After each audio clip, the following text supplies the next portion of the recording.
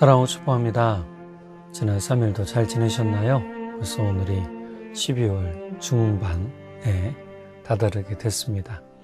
오늘 말씀은 야고보서 3장 1절에서 12절까지의 말씀입니다. 우리 나오는 성경 본문을 같이 읽어보도록 하겠습니다.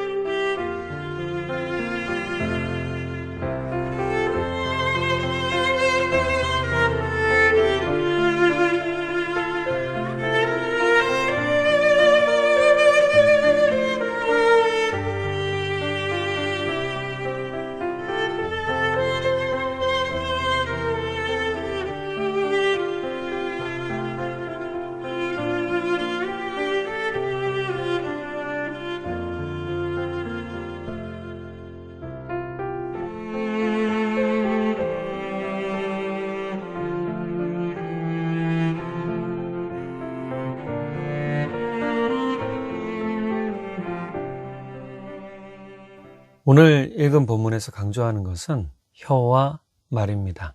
사실은 말이라고 할 수 있겠죠. 혀와 말은 거의 동의어처럼 이스라엘에서는 여겨지기 때문에 말이라고 하는 게 맞겠죠. 이미 이 말에 관해서는 1장 19절과 또 26절에서 한번 강조를 했었습니다. 우리 그 본문을 다시 한번 읽어보도록 할게요. 19절, 누구든지 듣기는 빨리하고 말하기는 더디하고. 26절, 누가 스스로 경건하다고 생각하면서도 혀를 다스리지 않고 자기 마음에 속이면 이 사람의 신앙은 헛된 것입니다. 1장에서 야고보 사도가 말에 대해서 강조한 것은 두 부분으로 볼 수가 있습니다. 첫 번째는 분별 있고 지혜 있는 언어, 즉 말이죠. 우리가 말을 하면서도 분별 있고 지혜 있게 해야 된다라는 것이고요. 두 번째로는 말의 절제입니다. 그러니까 이 말을 얼마나 복스럽게 하는가, 복 있게 하는가가 중요한 의미가 되겠죠.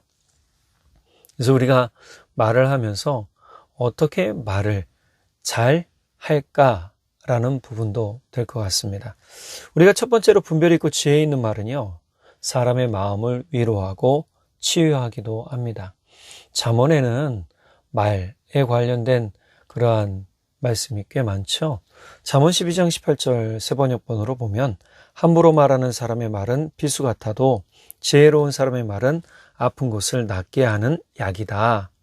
현대인의 성경으로 번역한 것을 보면요, 칼로 찌르는 것처럼 뼈 아픈 말을 함부로 짓거려대는 사람도 있으나 지혜로운 자의 말은 아픈 상처를 어루만져 준다.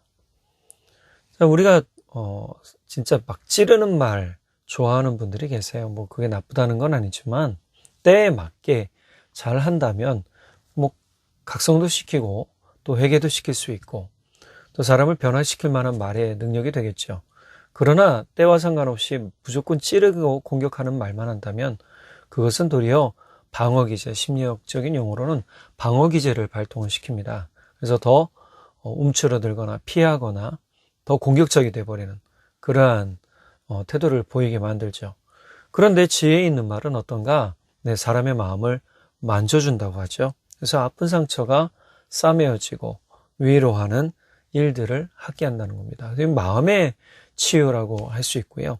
잠언 16장 24절에 보면 선한 말은 꿀송이 같아서 마음을 즐겁게 하여 주고 쑤시는 뼈를 낫게 하여 준다. 현대인의 성경으로 보니까요, 이렇게 되어 있네요. 친절한 말은 꿀송이와 같아서 마음을 흐뭇하게 하고 건강에도 좋다. 즉 말이 우리의 삶뿐만이 아니라 우리 마음 그리고 우리의 육신에도 상당한 영향력을 끼치고 있다는 것에 대해서 알려주고 있는 거예요. 우리가 말을 얼마나 참 지혜 있고 분별력 있게 해야 되는가라는 것을 깨달아 알아야 돼요. 특별히 그리스도인들이 이렇게 지혜 있고 분별력 있는 말을 해야 된다라고 이미 야고보 사도는 이야기하고 있단 말이죠.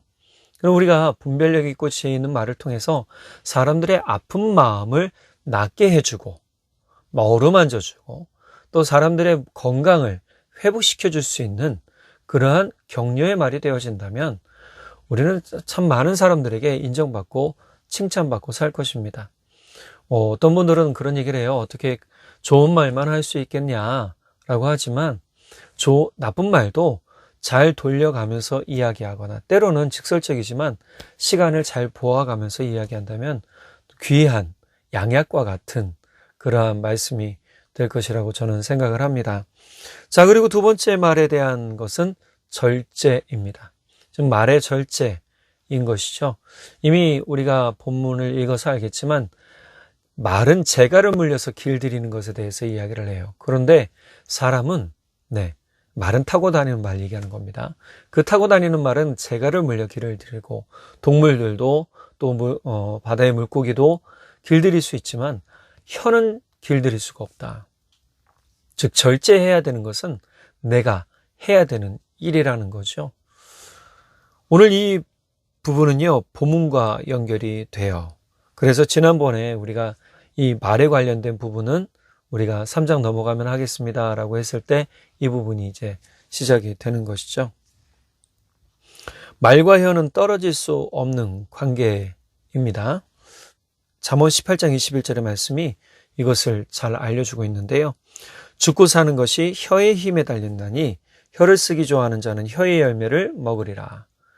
말을 어떻게 쓰느냐, 이것을 약으로 쓸지 독으로 쓸지, 말을 통해 내가 부자가 될지 가난한 사람이 될지, 말을 통해 내가 화평케 하는 사람이 될지 아니면 분열을 일으키는 사람이 될지, 이 말이 그만큼 중요하다라는 거예요. 사단이 잘 쓰는 무기 중에 하나가 이거라는 거죠. 중상모략.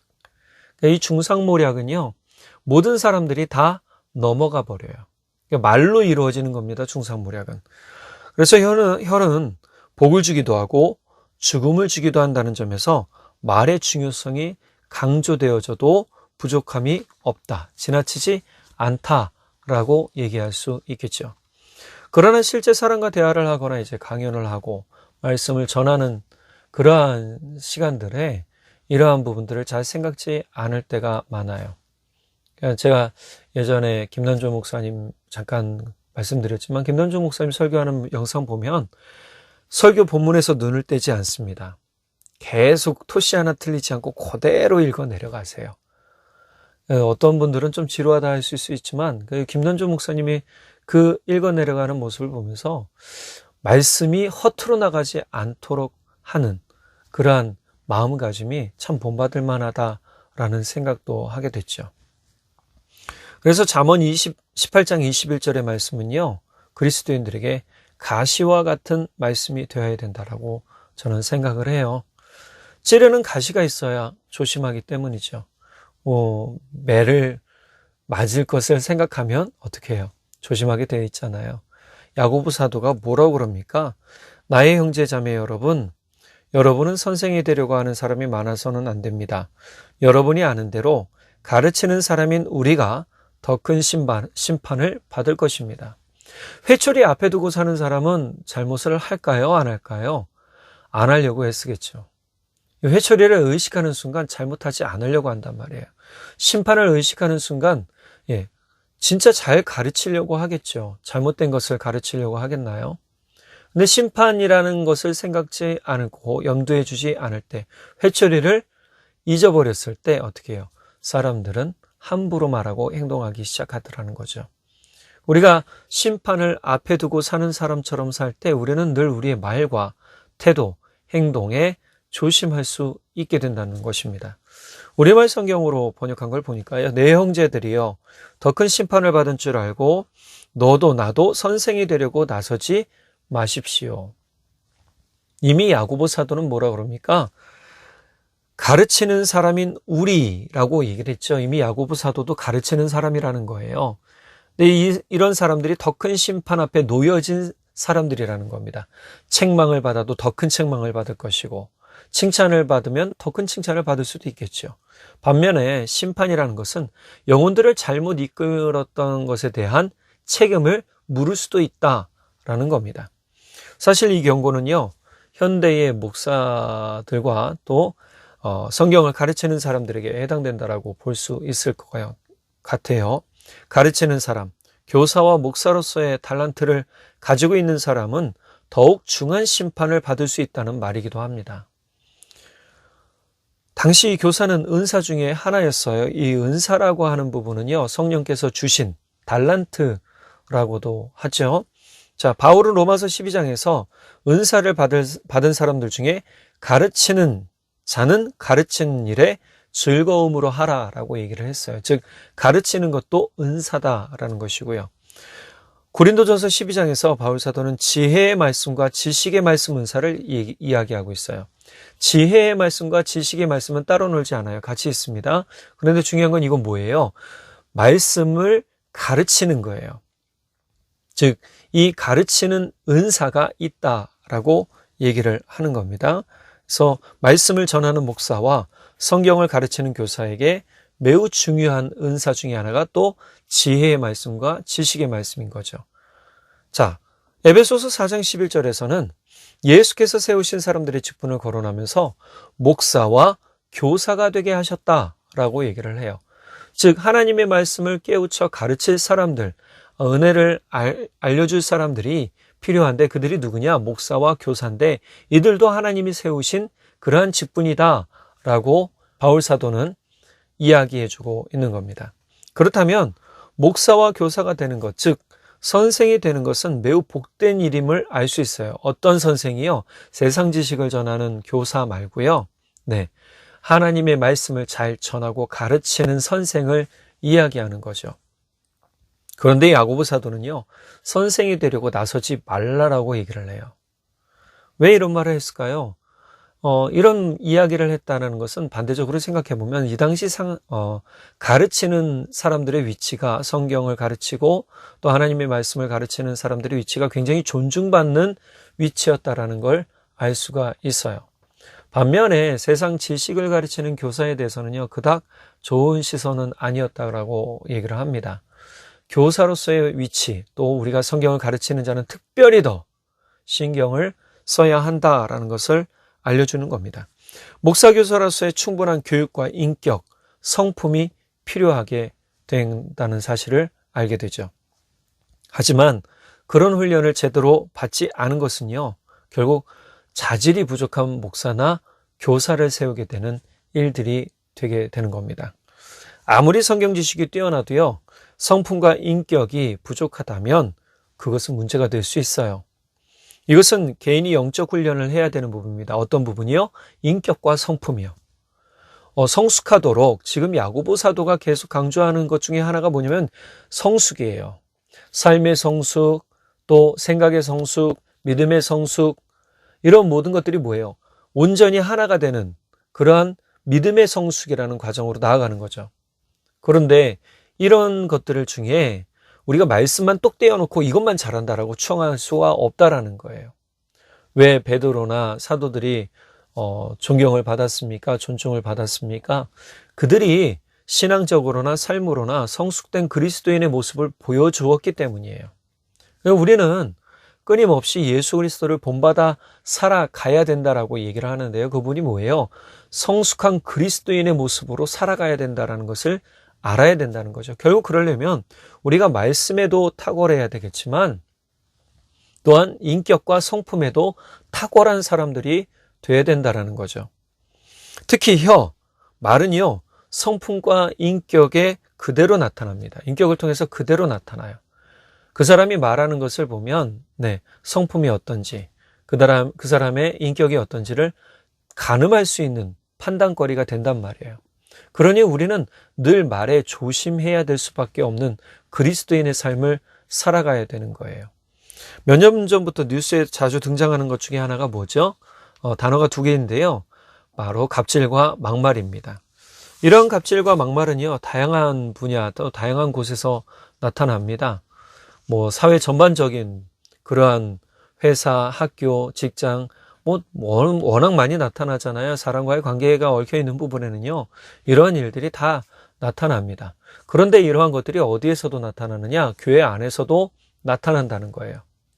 그러니 이 막말을 야고보 사도는 좀 이렇게 표현했던 걸 볼 수 있는데, 저주라고 얘기를 했다는 거죠. 그러니까 이러한 것들을 보면 교회 안에서 우리가 함부로 막말하지 말아야 되더라는 겁니다. 그러니까 야고보 사도의 인사를 보면 자주 쓰는 표현 중에 야고보서를 보면 나의 사랑하는 형제들 또는 형제 자매들 이렇게 나오죠. 이건 뭐예요? 존중감이에요. 내가 이들을 높여주고 이들을 사랑하는 것을 알려주고 있는 겁니다. 막말하지 않는 것이죠. 그러니까 우리는 아무렇지도 않게 막말을 해요. 스스럼 없이 한단 말이에요. 교회 안에서도 그럴 경우 어떠한 폐해가 일어날지를 생각하지 않아요. 이런 막말들이 결국은 어떤 일이 일어나느냐? 사람의 마음을 상하게 하고 믿음의 시험이 될 수 있는, 신앙생활의 시험거리가 될 수 있는 그러한 문제를 줄 수 있다라는 거죠. 제가 겪은 것만 해도 몇 번이 있습니다. 제가 전도사 사역하면서, 목사 사역하면, 목사로 있으면서 몇 번을 겪었어요. 그런 막말. 그 말을 들을 때는요, 좌절감도 심하고요, 마음의 상처도 크고요. 아니, 목사님이 저런 말을 이렇게 생각이 될 때는요, 진짜 목회에 대한 회의감이 들었습니다. 솔직하게요. 그럴 때마다 이거를 내가 해야 되나 말아야 되나 기도하게 되죠. 그래도 지금까지 이렇게 하나님께서 제 마음을 붙잡아 주셔서 지금까지 왔는데, 물론 야고보 사도가 이 절에서 말하는 것처럼 모든 사람이 완전하지 않아요. 2절 볼까요? 우리는 다 실수를 많이 저지릅니다. 누구든지 말에 실수가 없는 사람은 온몸을 다스릴 수 있는 온전한 사람입니다. 예, 다 실수가 많아요. 그런데 이 실수가 계속 반복이 돼요. 똑같이. 저만 당한 게 아니라 다른 사람들도 똑같이 당해요. 그럼 어떤 일이 될까요? 여러분, 그건 실수가 아니죠. 실수라는 것은 한두 번 하는 거예요.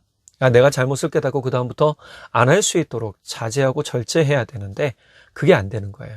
그 분노의 말이 계속 튀어나오는 거예요. 이러다 보면 이게 실수가 아닌 거죠. 목사나 교사도 사람이기에 실수할 수 있어요. 그러나 그것이 반복되는 것을 생각하면 이것이 반복되지 않도록 주의해야 된다라고 알려주는 것이죠. 폭력을 사용하지 않아도 폭언을 하거나 비판을 하거나 비하하는 말을 자꾸만 한다면요, 그것은 결국 사람을 죽이는 일이 돼버리게 됩니다. 야고보 사도는 이 점을 6절에서 강하게 알려주고 있는데요. 뭐라고 그럽니까? 혀는 불이요, 혀는 불의의 세계입니다. 혀는 우리 몸의 한 지체이지만 온몸을 더럽히며 인생의 수레바퀴에 불을 지르고 결국에는 혀도 게헨나의 불에 타버리게 됩니다. 혀는 불이고 불의의 세계다라고 얘기죠. 불은 태우는 겁니다. 불의란 옳지 않음이에요. 그러니까 하나님의 뜻을 이루지 못하는 불의를 이야기하는 겁니다. 그래서 하나님의 뜻을 거스른다라고 이야기할 수 있어요. 혀는 또 우리의 몸의 한 지체지만 온몸을 더럽히기도 하고요, 죄악에 빠지게 만드는 거죠. 또 한 가지는 인생 수레바퀴에 불을 지르고 우리 인생을 망하게 할 수도 있고, 결국에는 혀도 게헨나의 불에 타버리게 됩니다. 그렇게 말을 쉽게 하던 사람들의 혀도 게헨나의 불에 타버린다. 이 게헨나가 뭘까요? 게헨나의 뜻은요, 원래는 지옥입니다. 근데 이 지옥의 유래가 참 마음 아픈 거죠. 이 의미를 따져본다면 게헨나는 흰놈의 골짜기를 의미하기도 한다고 그래요. 흰놈의 골짜기에서 이루어졌던 일이 뭐냐? 아하스 왕이 바알의 신상을 그곳에 세우고 우상을 만들고 거기에다 분향을 했답니다. 또 이스라엘 사람들이 그곳에서 암몬의 신인 몰렉을 섬겼답니다. 이 몰렉의 제사는 인신공양, 자기의 자녀를 죽여서 태워버리거나 그냥 던져버리는 거예요. 불 속에. 자, 그렇게 되면 어떻게 해요? 아이도 또 부모도, 이거는 하나님이 원치 않는 거잖아요. 그래서 우상의 인신공양 대신 하나님이 만드신 법이 뭡니까? 제물을 드리는데 동물을 드리는 거예요. 소와 양과 또 비둘기, 이런 것들을 드리게 하고 곡식을 드리게 했죠. 그러니까 사람을 굉장히 존중하는 모습을 하나님이 원하셨던 거예요. 근데 이스라엘 사람들이 그 하나님의 뜻을 저버리고 몰렉을 쫓아갔어요. 몰렉을 쫓아가니까 그곳에서 늘 불타는, 살 타는 냄새, 쓰레기 타는 냄새, 그러니까 이 불타는 모습이 뭐와 같냐면 지옥과 같더라. 진짜 끊임없이 괴성이 나고 고통의 소리가 나고 온갖 쓰레기들이 태울 때 그 불이 꺼지지 않고 계속 피어오르는 것을 보고요. 유대인들은 지옥이다 라고 얘기했다라는 거예요. 그래서 게헨나, 흰놈의 골짜기는 게헨나 라고 이제 했다라는 것이죠. 예수님도 마태복음 25장 41절에서 지옥을 이야기하실 때 게헨나라는 단어를 사용하셨다고 해요. 마태복음 25장 41절 볼까요? 저주받은 자들아, 내게서 떠나서 악마와 그 졸개들을 가두려고 준비한 영원한 불 속으로 들어가라. 졸개들을 가두려고 준비한 영원한 불 속, 이 영원한 불이 뭐냐면 게헨나, 지옥인 거죠. 지옥에 들어가라 라고 얘기를 하는 겁니다. 야고보 사도가 앞서 1절에서 심판을 말한 것과 연관이 되죠. 네, 심판, 즉 지옥불에 들어가는 것이 뭐죠? 심판이라는 겁니다. 즉 우리가 말을 많이 하는 목사나 교사로서 사람들에게 함부로 말하는 것과 함부로 제대로 공부하지 않은 상태로 가르치는 것은 뭐냐? 이것은 심판대 앞에서 지옥불에 떨어질 일이다라고 지금 야고보 사도는 이야기하고 있는 거예요. 그리스도인 그래서 입에 재갈을 물려야 한다라고 야고보 사도 이야기하죠. 하고 싶은 말이 있어도 때론 멈춰야 하고요. 말을 들을 사람이 어떤 사람인지 어떤 상태인지를 확인해야 될 지혜가 있어야 되는 거예요. 내가 말하고 싶다고 막 저질러 버리면 그게 어떤 일이 되느냐? 큰 싸움의 근거가 될 수도 있다라는 겁니다. 그러니 때로는 싸움이 커질 것 같으면 뭘 해야 되느냐? 침묵해야 돼요. 해야 할 말이 있다면 기도하면서 때와 시간을 달라고 간구하시기 바랍니다. 내가 꼭 해야 될 말이 있어요. 이 사람한테 조언해주고 싶거나 내 마음에 억울한 것을 이야기하고 싶은데 그러면 어떻게 됩니까? 무조건 가서 싸우듯이 얘기하는 게 아니고요. 어떻게 해야 됩니까? 기도해야 돼요. 주님, 지금 내가 이 말을 꼭 해주고 싶기도 하고 나의 이 마음을 토로하고 싶기도 합니다. 어떻게 해야 됩니까? 하지 말아야 될 말이면 안 하는 게 차라리 나아요. 오히려 그것이 더 유익이 될 때가 많더라는 거죠. 말의 위력은요, 목소리가 큰 데서 나오는 게 아니고요. 차분히 진실을 전하는 데서 나오는 겁니다. 그러니까 이 진실을 전하는 은혜가 얼마나 큰 위력이 있는지를 깨달아 아는 사람은요, 절대 큰 목소리 내지 않아요. 그러므로 이제부터 우리가 말을 하며 주의를 기울여야 하고요. 기도하면서 성령께서 우리 입을 주장하시기를 간구해야 돼요. 특히 가족 내에서도 마찬가지입니다. 내 아들이니까, 내 딸이니까, 내 아내니까, 내 남편이니까 함부로 말해야 된다? 아닙니다.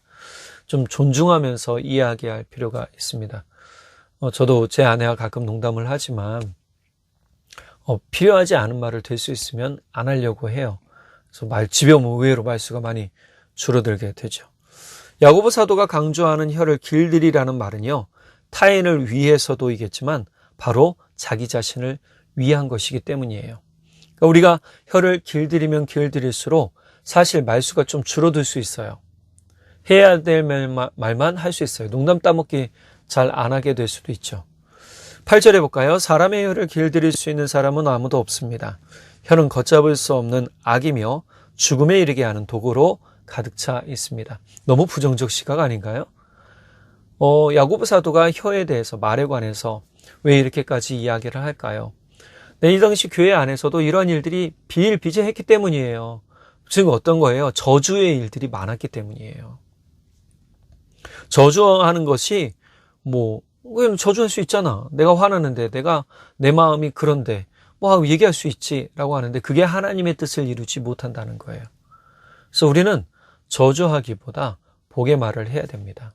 제가 오늘 제목에 분명히 절제하는 말, 혀와 복된 말이라고 했잖아요. 절제된 혀는 복된 말을 할 수밖에 없도록 성령께서 만들어주세요. 세상의 모든 동물은 다 길들일 수 있지만 혀를 길들이는 사람이 없으면요, 너무 자명한 사실 아닙니까? 아무리 유명한 사람이라도 말 한마디 실수해서 떨어진 것도 봤어요. 그러니까 우리가 그런 이야기를 주변에 수없이 보잖아요. 그런 것을 본다면 우리는 말에 대해서 참 신중해야 되겠다. 또 조심해야 되겠다. 집에서 14장 1절에 보면 말을 함부로 하지 않고 실언으로 고통을 당하지 않는 사람은 행복하다. 여러분 행복하고 싶으십니까? 그렇다면 신중하게 말하시기 바랍니다. 복의 말을 하시기 바랍니다. 지금 야고보 사도는요, 어떻게 너희가 그리스도인, 즉 하나님을 믿는다 하면서도 한 입으로는 같은 입으로 찬양하면서 같은 입으로 저주까지 할 수 있느냐? 저주하면서 하나님을 찬양할 수가 없다라고 얘기를 해요. 이것은 옳지 않다라고 이야기를 하죠. 10절 후반절 보니까 나의 형제자매 여러분, 이렇게 해서는 안 됩니다. 즉 그리스도인들은요, 한 가지 말을 해야 돼요. 그렇다고 저주말 하라는 게 아니에요. 복된 말을 하라는 거예요. 하나님을 찬양하는 사람은 복된 말을 하는 사람인 거죠. 그러니까 우리가 시편 1편을 잘 봐서 알겠지만 복 있는 사람들은 이라고 시작하잖아요. 그러니까 이 복 있는 사람들은 하나님의 말씀을 마음에 담고 그 말씀을 쫓아가며 그 말씀을 행하는 사람들이에요. 자, 그러면 이 말씀을 가지고 사는 사람들, 하나님의 말씀을 담고 찬양하는 사람들은요, 복이 있는 사람들이라는 거예요. 그런 사람들은 저주하지 않아요. 원망하지 않아요. 잠시 원망할 수는 있겠죠. 우리 시편에 보면 한탄시라고 나오니까 하나님 나를 왜 이렇게 만드셔서, 욥도 그랬잖아요. 하나님 나와 한번 얘기 좀 해주세요. 난 지금 이 상황이 싫어요 라고 또 하죠. 자, 이런 모습을 보면서 말이라는 게 얼마나 중요한가. 물은 주워 담을 수 있어도요, 한번 뱉은 말은요 주워 담을 수 없기 때문에 내뱉은 말이 얼마나 큰 무서움이 있는지를 우리가 좀 알아야 돼요. 말로 자꾸 상처를 주는 사람은요, 결국 자신이 상처받게 된다는 사실을 좀 알아야 합니다. 야고보 사도의 계속된 강조는 그래서 그리스도인들이 저주의 말과 분노의 말을 해서는 안 된다라고 이미 1장 19절에서 이야기하고 있잖아요. 그리스도인은 한 입으로 두 가지 말을 해서는 안 됩니다. 또한 음담패설이나 악한 말, 저주의 말을 하지 말아야 합니다. 그리스도인들의 입에서 나오는 것은요, 하나님을 찬양하고 우리를 구원하신 예수 그리스도를 경배하면서 사람들에게 복의 말을 해야 되는 것이죠. 그래서 바울 사도가 로마서에서 뭐라고 얘기합니까? 여러분, 축복의 기도를 내 마음에 진짜 원수 같은 사람이 있으면 그 사람을 향해서 뭘 하라고 합니까? 축복의 기도를 하라고 하잖아요. 축복해 주라고 하잖아요. 로마서 12장 14절, 17절, 21절 같은 말인데 다른 언어로 이야기를 했어요. 여러분을 받게 하는 사람들을 축복하십시오. 축복을 하고 저주를 하지 마십시오. 아무리 나를 괴롭히는 사람이 있어도 그 사람을 향해서 뭐 하지 말라고요? 저주하지 말라고요. 그 저주는 부메랑이 돼서 나에게 돌아옵니다. 그러니까 저주하지 마세요. 그렇구나. 자, 17절 볼까요? 아무에게도 악을 악으로 갚지 말고 모든 사람이 선하다고 생각하는 일을 하려고 애쓰십시오. 똑같은 말입니다. 14절의 말과 똑같아요. 네, 악을 악으로 갚지 말고 저주하지 말라는 얘기예요. 그 사람이 나를 때렸다고 나도 그 사람 때리지 말라는 얘기예요. 그 사람이 나를 괴롭혔다고 나도 그 사람 괴롭히지 말라는 거예요. 그 사람이 내 것을 빼앗아갔다고 내가 그 사람 거 빼앗아가지 말라는 거예요. 이런 일이 생기면 어떻게 됩니까? 네, 결국은 큰 싸움이 번지겠죠. 이것은 덕이 되지 않는 것이다 라고 얘기를 하는 겁니다. 또 21절 볼게요. 악에게 지지 말고 선으로 악을 이기십시오. 우리가 똑같이 하는 건 뭐예요? 악에게 지는 거예요. 저주의 말을 하는 것도 악에게 지는 겁니다. 그러니까 선으로 악을 이기는 방법은 뭐예요? 우리가 축복의 말을 계속하는 거예요. 축복의 언어를 우리 입에 계속 담아놔야 돼요. 그래야 이길 수 있는 거예요. 악한 영을 이길 수 있고 사단을 이길 수 있고 모든 상황을 넉넉히 이겨나갈 수 있는 힘이 생기게 되고 지혜가 생기게 되는 것이죠. 우리 삶에서 힘든 일이나 괴로움이 있더라도요, 결코 저주의 말과 악한 말을 하지 마시기 바랍니다. 바로 야고보 사도가 이걸 얘기하는 거예요. 그것은 우리 자신을 복되게 하지 못합니다. 그리고 경건의 삶으로 이끌지도 못하게 되죠. 이동욱 목사님은요, 우리가 말에 승리하기 위한 6가지 방법을 소개하는데요. 이미 제가 얘기한 방법도 있겠지만 이동원 목사님이 제가 설교문을 보면서 이것은 우리 성도님들에게 꼭 소개시켜주고 싶었어요. 그래서 이 6가지를 좀 함축을 해서 얘기를 하는데 타이틀은 똑같이 나갈 겁니다.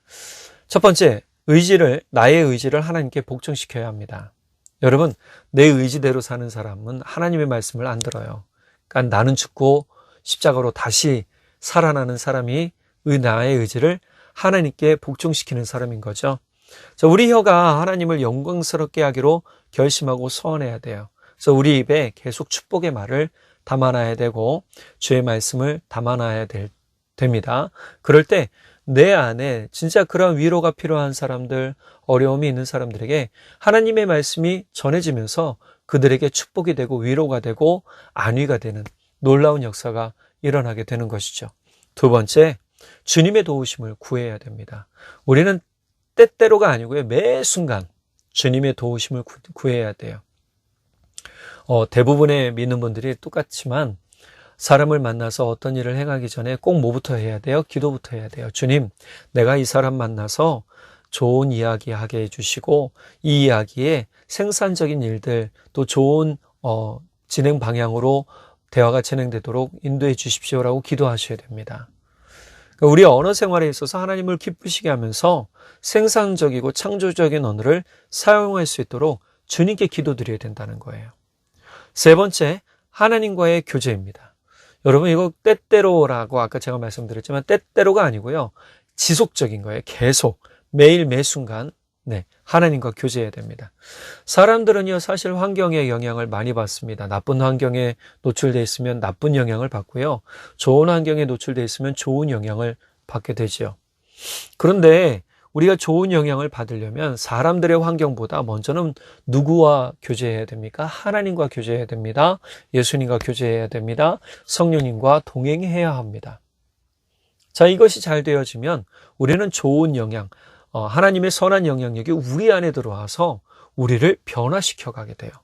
우리의 말과 우리의 생각, 마음, 또 우리 말, 심지어 우리의 태도까지도 변하게 되는 거죠. 그래서 진짜 복의 사람이 되도록 만들어주고 또 우리의 잘못된 것도 하나님의 성령이 우리를 교정시켜 주십니다.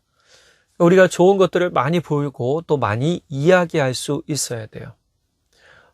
제가 이동원 목사님 설교에 보니까요, 좋은 예화가 하나 있더라고요. 그래서 제가 좀 읽어드리려고 표시를 했는데요.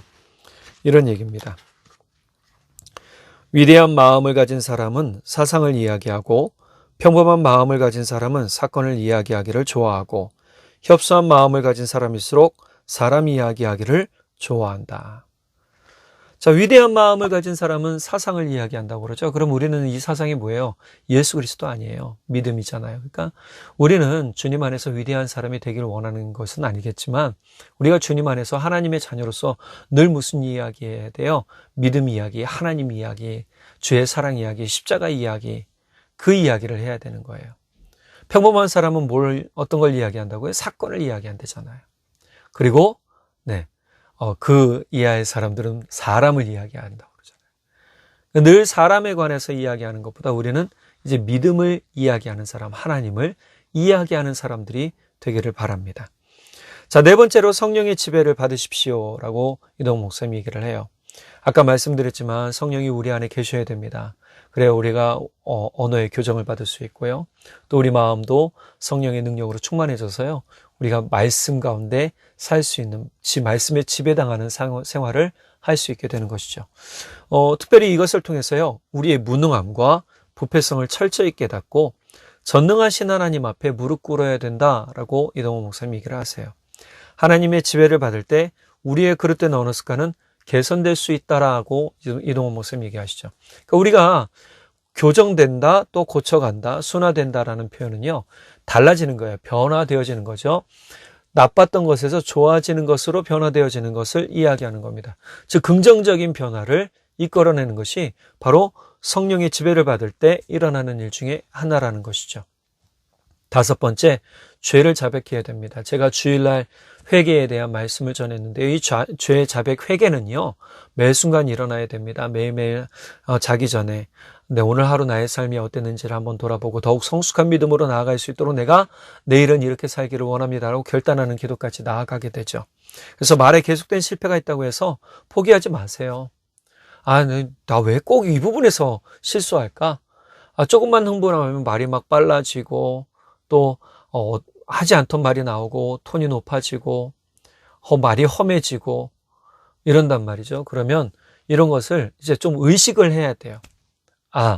이것은 주님이 기뻐하시지 않는 내 모습이다라고 생각하고 조금 톤다운 시켜도 될 것 같네요. 자, 그것을 통해서 뭐예요? 자백하고 도우심을 구해야 된다라고 이동훈 목사님이 얘기를 하죠. 우리 삶에서 결국 이런 부분들 하나하나가 얼마나 중요한지 모릅니다. 죄를 자백한다, 회개한다라는 건 결국 내가 변화하고 싶은 그러한 발전성을 가지고 있는 것이거든요. 이런 것들 하나하나가 우리한텐 굉장한 믿음의 성숙으로 나아가는 데 큰 도움이 되는 것이죠. 마지막 6번째로는요, 지속적인 노력을 해야 합니다라고 이동훈 목사님이 얘기를 하세요. 지속적인 노력이란 뭘까요? 꾸준히 매일 의식적으로 해야 돼요. 특별히 우리가 영적인 부분에서 성령의 도움을 구하기도 해야 되겠지만 우리가 생각하고 하지 않아야 된다라는 것도 알고 있어야 되는 겁니다. 이사야서 50장 4절에 보면 주 하나님께서 나를 학자처럼 말할 수 있게 하셔서 지친 사람을 말로 격려할 수 있게 하신다. 아침마다 나를 깨우쳐 주신다. 내 귀를 깨우치시어 학자처럼 알아듣게 하신다. 저는 이 말씀이 참 저에게 이렇게 되게 해주셨으면 감사합니다. 감사하겠습니다. 이렇게 소원을 했는데요. 학자의 귀, 학자의 입을 가진다. 얼마나 복될까요? 그런데 그 마음도 학자의 마음을 가진다. 진짜 학자라는 것은 단순히 가르치기만 잘하는 사람이 아니라는 거예요.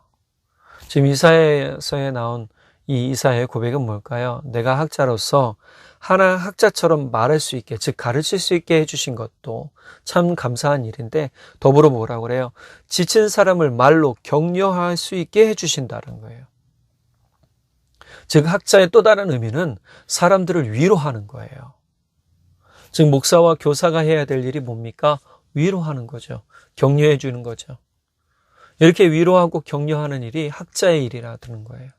하나님께서는 그 은혜를 주셨다라는 거죠. 또 한 가지, 학자는 계속 배우는 사람이에요. 후반절 볼까요? 내 귀를 깨우치시어 학자처럼 알아듣게 하신다. 깨우치시어 알아듣게 하신다는 건 뭐죠? 내가 계속 하나님의 말씀을 강구하며 배우고 그것을 통해 나도 성숙해 가서 그 말씀을 통해 내가 믿음에 자라가게 하신다라는 표현이 돼요. 우리는 그리스도인이 되었을 때 단순히 이제 여기까지만이라고 하지 마시기 바랍니다. 더 믿음으로 영적으로 자라가고 또 성숙한 장성한 그리스도인의 분량에까지 이르는 소망을 가지시기를 간절히 바랍니다. 하나님은 예수님께서 학자의 열을 주셔서 곰핍한 사람을 말로 도와주셨다라고 합니다. 또 주님께서 주시는 학자의 열을 받아서 소외되고 상처받는 사람들, 또 이웃들을 돕는 아름다운 말을 하는 사람이 되기도 하는 것이죠. 자, 이제 우리가 절제된 말과 또 복된 말, 이것이 얼마나 중요한지 알게 되었습니다. 혀를 절제할 때 우리는 복된 말을 할 수 있는 사람이 됩니다. 우리 성령께서 우리 안에 늘 함께 하시도록 기도하시고 또 이동훈 목사님 말씀하신 6가지 이 방법을 통해서 우리가 날마다 말에 성숙하고 마음에 성숙하고 믿음에 성숙해가고 결국 우리 삶이 주의 은혜 가운데 성숙해진 복된 삶이 되기를 간절히 축복합니다. 기도하겠습니다. 사랑의 하나님 아버지 참 감사합니다. 오늘 우리에게 귀한 은혜의 말씀 주셔서 너무너무 감사합니다.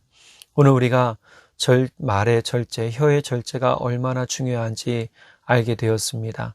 이미 앞에서 분노의 말을 하는 것이 하나님의 의를 이루지 못한다는 것을 알게 되었는데 그냥 이렇게 넘어가는 것이 아니라 우리가 진짜 복된 말을 하는 사람들이 되게 하시고 온전히 하나님을 찬양하며 하나님께 영광 올려드리는 열매를 가진 말의 열매를 맺어가는 사람들 될 수 있도록 주님 기름 부어주시고 성령 하나님 도와주옵소서.